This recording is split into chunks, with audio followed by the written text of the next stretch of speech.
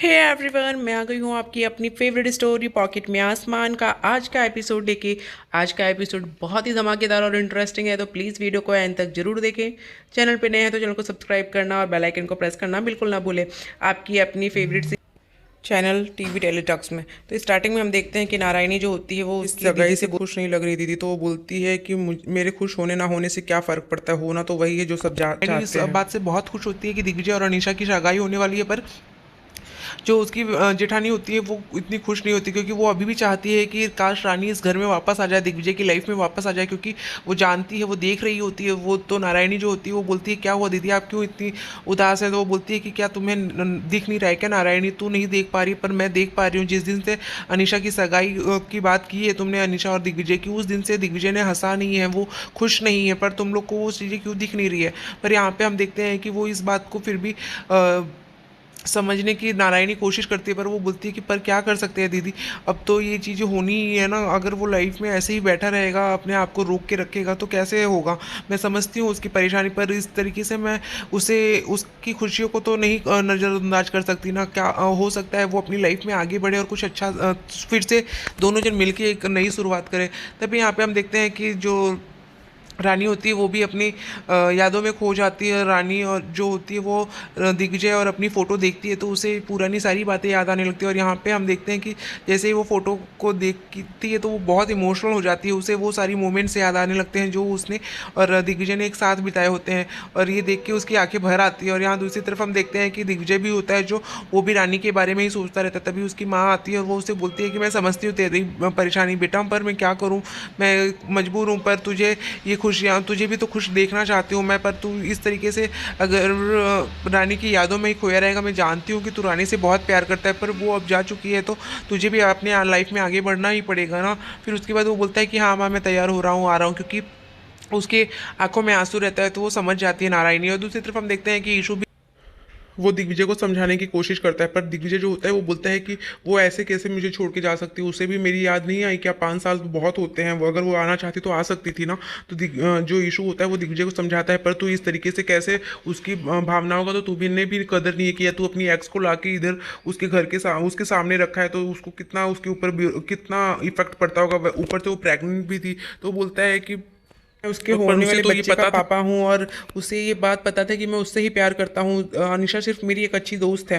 पर वो बोलता है कि इस तरीके से, लेकिन तुम्हारी बीच दोनों की हरकतें जो थी, तुम दोनों के बीच की इतनी क्लोजनेस की वजह से वो थोड़ी इनसिक्योर थी, तुम्हें उस चीज़ का तो ध्यान रखना चाहिए था।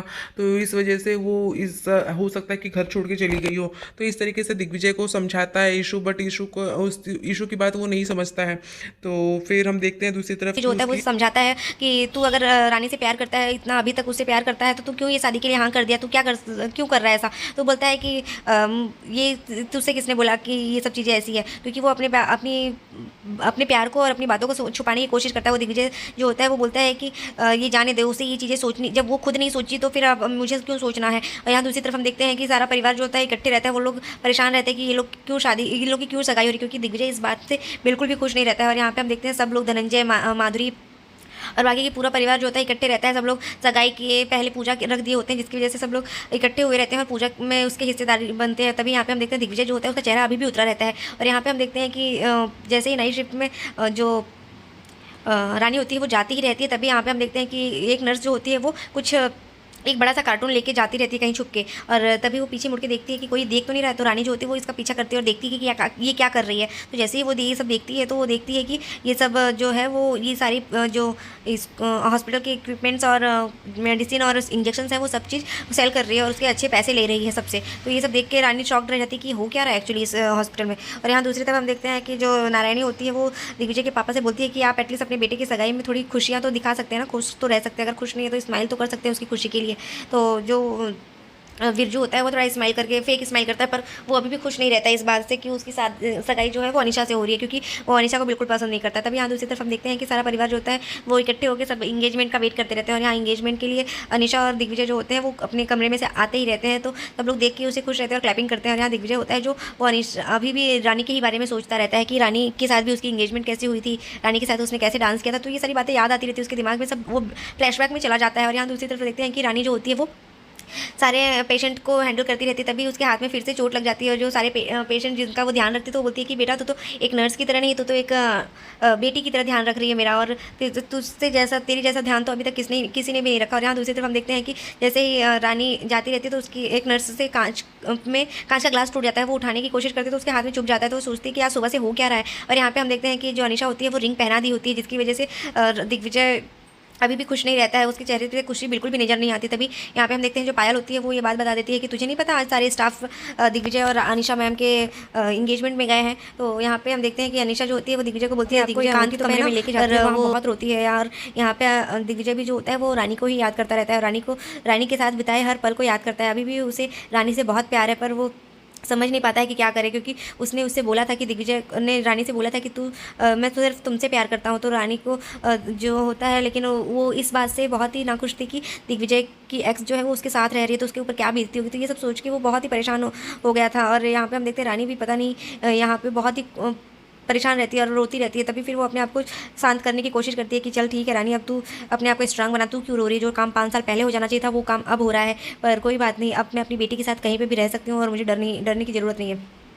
और जैसे ही वो रोती रहती है तभी यहाँ पे दूसरी तरफ उसके पास एक कॉल आता है और पता चलता है कि ब्रिज टूट गया है, जिसकी वजह से वो बहुत परेशान हो जाती है अचानक से। और सारे पेशेंट जो है वो उसी हॉस्पिटल में आते रहते हैं। और यहाँ पे तभी उसके पास कॉल आता है शांति मैम के पास, और शांति जो होती है वो तुरंत ही शॉकिंग रिएक्शन देती है। और यहाँ पे दिग्विजय पूछता है कि क्या हुआ, तो वो बता देती है कि ऐसा ऐसा हो गया है। तो वो बोलते हैं कि सारे पेशेंट हमारे हॉस्पिटल में आ रहे हैं, तो हमें सारे स्टाफ को लेके जाना पड़ेगा। तो सब लोग जो होते हैं वो इंगेजमेंट छोड़ के जाने के लिए तैयार कर देते हैं। और यहाँ पे दिग्विजय भी बोलता है कि मैं भी चलूँगा, और उसके हाथ से रिंग छूट जाती है और वो गिर जाती है। तो उसकी माँ बोलती है कि बेटा रिंग तो पहना के जा, तो फिर वो बोलता है कि माँ बाद में हम सगाई कर लेंगे, और फिर वो वहाँ से चला जाता है। तो इस बात से जो बड़ी माँ होती है और बाकी के देवू और ईशान, धनंजय और माधुरी होती है, वो लोग बहुत खुश हो जाते हैं। और यहाँ अनीशा का दिल बहुत बुरी तरीके से टूटता है, उसे बहुत हर्ट होता है कि ये क्या हो गया। और यहाँ पे सारे पेशेंट जो होते हैं वो बहुत परेशान, मतलब उनकी हालत बहुत ही ख़राब रहती है, सब भाग दौड़ मची जाती है पूरी हॉस्पिटल में। इस वजह से सब बहुत ही दिक्कत में रहते हैं। और यहाँ पर हम देखते हैं सारे हॉस्पिटल में सारे पेशेंट्स को जो रानी होती है वो बहुत ही पोलाइटली और अच्छे से हैंडल करने की कोशिश करती है, बट बच्चे सारे लोग बहुत परेशान हो जाते हैं। और यहाँ पे शांति भी जो होती है वो पहुँच जाती है,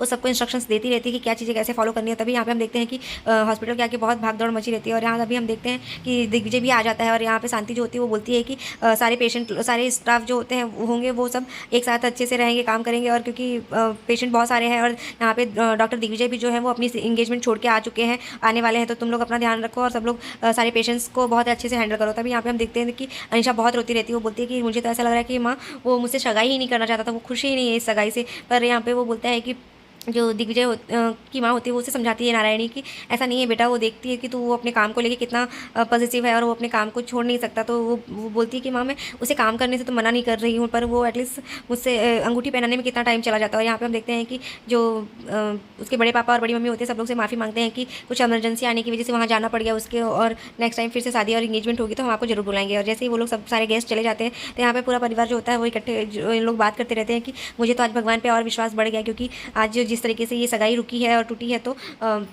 हो सकता है कि कन्हैया का आशीर्वाद हो और उनका ही कुछ इशारा हो कि रानी हमारे दिग्विजय की लाइफ में वापस आएगी। और यहाँ पे बिरजू जो होता है वो भी परेशान होता है, बोलता है कि मैं क्या करूँ भाई, ये सब मैं नहीं चाहता कि अनीशा इस घर में आए। पर रानी तो उसका जो उसके भैया होते हैं वो भी बोलते हैं कि देख बिरजू, लेकिन हम रानी की गलतियों को भी तो नहीं नज़रअंदाज कर सकते हैं ना, कि रानी क्यों गई। अगर दिग्विजय का बस चलता तो क्या रानी कभी इस घर से जाती नहीं ना। लेकिन फिर ये सब देख के फिर इंसान भी उसे बोलता है कि लेकिन अगर इस तरीके से वो करेगा, अपने उसके एक्स को ही वो ला के इसी घर में रखेगा, तो रानी के ऊपर भी क्या बीतेगी। तभी इसकी बड़ी माँ जो होती है वो ये बोलती है कि मुझे ऐसा लगता है कि दिग्विजय और रानी एक बार फिर से साथ आएंगे, क्योंकि तुम लोग सब जानते हो कि उनकी शादी किस हालातों में हुई थी।